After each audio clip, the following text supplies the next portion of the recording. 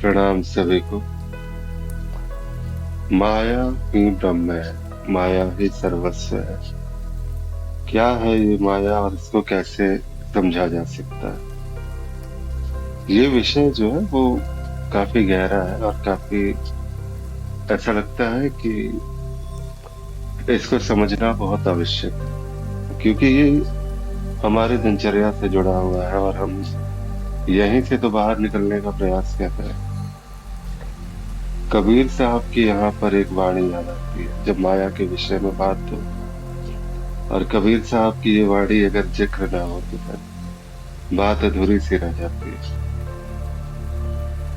माया महा ठगिन घुम जाले, त्रिगुण फांसी लिए कर डोले, बोले मधुरी वाणी, केशव के कमला हुई बैठी, शिव के भवन भवानी, पंडा के मूरत होई बैठी, तीर्थ में पानी, जोगी के जोगिन हुई बैठी, काहू के कौड़ी काली, भक्तन के भक्तिन हुई बैठी, ब्रह्मा के ब्रह्माणी, कहे कबीर सुनो हो वही साधु, यह सब अखत कहानी। जैसे कहते हैं ना कि माया को वास्तव में बहुत जो है, कबीर साहब की जो शब्द है यहाँ पर, माया को बहुत बड़ी ठगनी के रूप में जो है उन्होंने बताया है।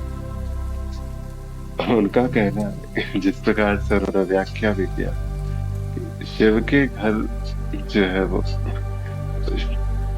जब यहाँ पर जाते हैं तो पार्वती होकर के बैठी, विष्णु के यहाँ लक्ष्मी बनकर, ब्रह्मा के यहाँ ब्रह्माणी बनकर, योगियों के घर में योगिन होकर, और जितने भी पंडे हैं उनके घर में मूर्त होकर।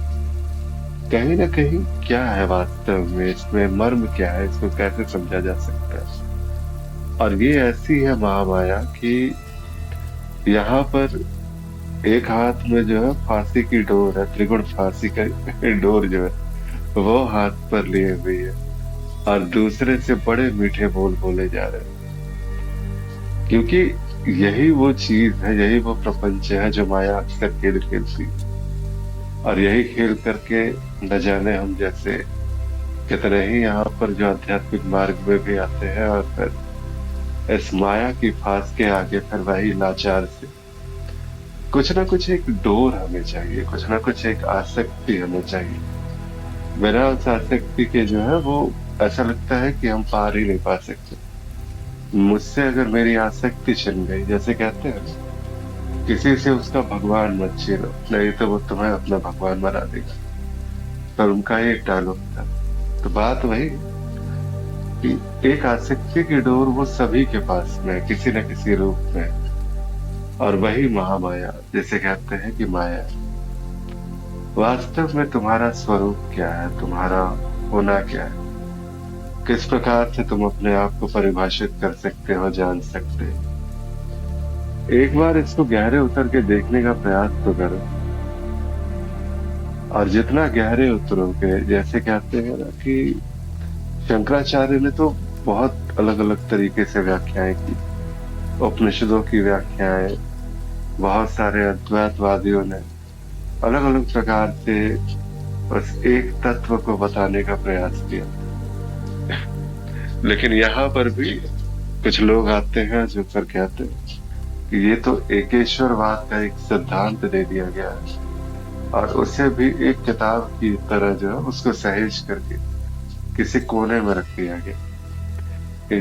बिल्कुल भी ऐसी बात नहीं है। ये एक ईश्वरवाद तो मैं नहीं मानता, मैं बहुत सारे ईश्वरों को मानता हूँ। अब यहाँ पर क्या है ना कि मान्यताएं जो है वो डोर है, वही डोर तो हमें बांधे हुए है, और वास्तव में बांधे हुए भी नहीं, कि ये कहना गलत है कि माया हमें बांध के रखे हुए है, ये बिल्कुल गलत है।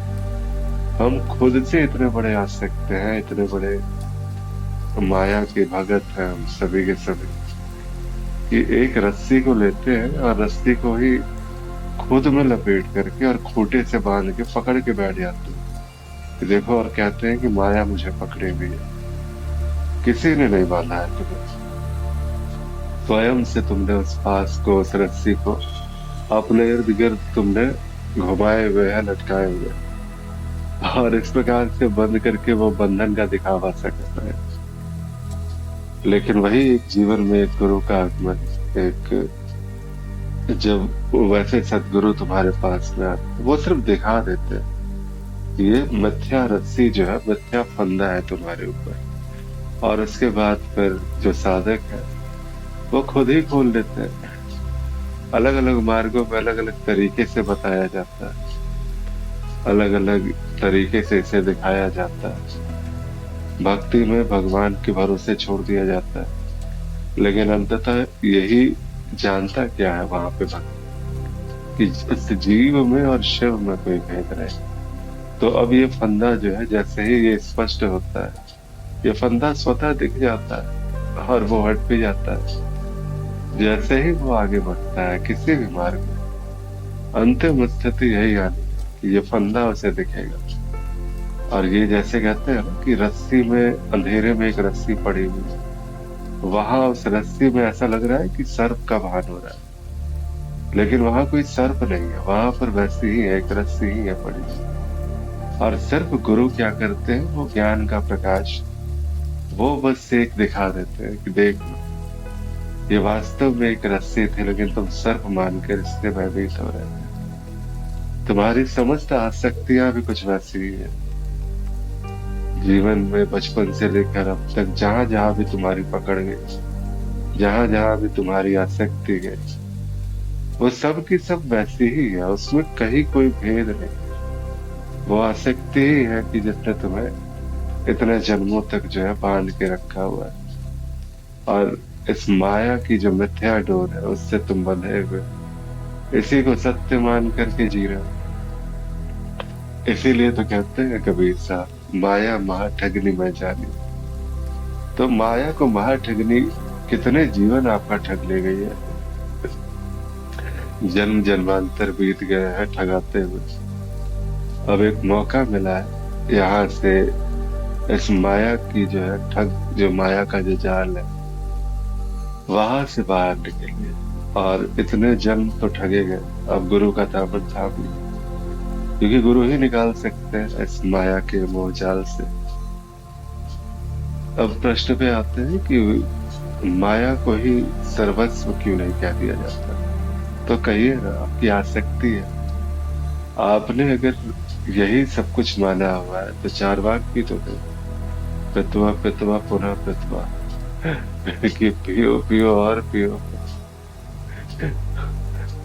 और पी करके जब तक जमीन पर गिरो फिर उठो फिर पियो, क्योंकि पुनर्जन्म ना विद्यते, पुनर्जन्म तो कभी होने वाला है नहीं। ये सारा का सारा है कि अगर इस प्रकार से ठगाते हुए जीना है तो बिल्कुल अपने जीवन को इसी प्रकार से आगे बढ़ाइए। आपकी इच्छा है। वास्तव में तुम्हारा सत्य स्वरूप क्या है, तुम्हारा होना क्या है, वो होना क्या जहाँ एक आप हो गए तो इस अस्तित्व में कुछ और होना बाकी नहीं रहता। तो वो समझना क्या जिसके समझ आते ही वो सारी समझ का जो है विसर्जन हो जाए। वो देखना क्या जिसके देखते ही ये देखना छूट जाए। तो बात वही है कि एको ब्रह्म द्वितीयो नास्ति, आपके अलावा दूसरे किसी की सत्ता नहीं, कोई दूसरा नहीं, इस पूरे अस्तित्व में कोई दूसरा नहीं। जहां तक तुम्हारी कल्पनाएं जाती है वहां तक कोई दूसरा नहीं। लेकिन इसे समझने के लिए एक मार्ग चाहिए, एक मार्ग पर चले। और चाहे वो भक्ति मार्ग हो, तंत्र मार्ग हो, योग मार्ग, किसी भी मार्ग पे आप निश्चित होकर के आगे बढ़े। निर्वाण धाम में हम पूरी तरह से एक प्रयास करते हैं कि वो जो अज्ञान था, वो जो रस्सी में सर्प जो भास रहा था, वहां एक प्रकाश जो है वो दिखाई जाए।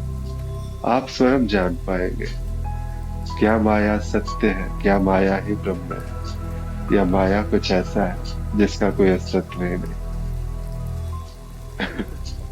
ये थोड़ा सा विस्मृत करने वाला विषय है, लेकिन ये जो चीज है, ये बात भी एक आध्यात्मिक जो पराकाष्ठा पे पहुंचेगा, वही इस बात को स्पष्ट कर पाएगा। बेसिक धरातल के लिए तो बिल्कुल माया सत्य है। और अभी अगर आपकी प्रारंभिक अवस्था है, सांसारिक अवस्था है, तो यहाँ पर बिल्कुल आप उसी स्थिति में चले जानिए कि हाँ, माया ही सत्य है। और सत्य मानते हुए फिर आपको धीरे धीरे प्रगति होगी। शुद्धिकरण इसको ज्यादातर कहा जाता है कि जो भी है चित्त जो है, क्योंकि जन्म जन्मांतर के संस्कार है, वो जाते जाते तो समय लगाएगा। और जिस समय वो समय बीता, जिस समय वो स्पष्टता आई, उसी समय ये जो विभाजन वृत्ति है वो गिरेगी। और उसके बाद फिर इस प्रश्न का जो मूल उत्तर है, जहां तक आप पहुंचना चाहते हैं, आप पहुंचिएगा। और पीछे मुड़ के जब देखिएगा, तो ना ये कभी यात्रा रही थी, ना ही कोई यात्री था, ना ही कोई लक्ष्य था। और जो भी आपके हाथ में आया वो भी कुछ नहीं, वो तो सदा से था, अभी इसी वक्त है वो। आप तो इसीलिए आगे बढ़िए और निष्ठा से एक आध्यात्मिक मार्ग का पालन कीजिए। फायदा क्या होगा इससे? इससे फायदा ये होगा कि माया की मिथ्या जब जान लेंगे, तो ये जो दुखों का जंजाल है, अनंत जन्मों से जो दुख भोग रहे हो, यहाँ से बाहर निकलोगे। और बाहर निकल करके उस परमानंद वाली जो स्थिति है, वहां तक जो है तुम पहुंच पाओगे। अभी बस एक बताया जा सकता है, वही है जैसे आनंद नहीं परमानंद कह देते हैं। तो वो वाली स्थिति। और जैसे ही वो परमानंद वाली स्थिति आएगी, ये जीवन मरण का चक्र छूटेगा। आगे तुम्हारी जैसी इच्छा, तुम्हें देवताओं के रूप में जन्म लेना है, वैकुंठ का वासी होना है, चाहे जहां जाना है, तुम्हारा अपना निर्णय होगा। क्योंकि ये सारा का सारा संसार, ये सारी की सारी रचना है तुम्हारी रचना। अगर तुमने शिव को पाने की कामना की है, तो शिव तत्व को प्राप्त होगे। लेकिन अंततः फिर जो तुम्हारी इच्छा है, उसे शिव के साथ एक होने की, तो वो होगा। तो इस प्रकार से वो तुम्हारी इच्छा, तुम्हारा चुनाव। अभी तुम्हारा जीवन तुम्हारा चुनाव नहीं है। इस जीवन में जो तुम्हारी जो यात्राएं चल रही है, लगता है चुनाव है, लेकिन ये चुनाव नहीं है। तुम्हारा जो आध्यात्मिक चेष्टाएं होगी, वो तुम्हारा चुनाव होगा। जो कुछ भी तुम आध्यात्मिक प्रगति के लिए करोगे, वो तुम्हारा चुनाव होगा। नहीं तो सांसारिक तो वैसे भी होगा। जो संसार में तुम्हारे लिए निर्धारित है, वो कर्म तुमसे करा लिए जाएंगे। लेकिन आध्यात्मिक चुनाव तुम्हें करना है। चुनाव करो और आगे बढ़ो। और मिलते हैं एक नए सत्संग में, नए विषय के साथ। प्रणाम।